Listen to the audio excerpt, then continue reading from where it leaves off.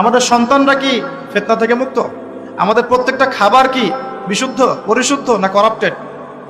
আমাদের বিশ্বের পুরো পলিটিক্যাল সিস্টেমটা কি আল্লাহ পাকের আইন দ্বারা চলছে? আমাদের পুরো মুসলিম উম্মার প্রত্যেকটা জাতি আজকে কি কুফফারদের নির্যাতনের ফিতনা থেকে মুক্ত?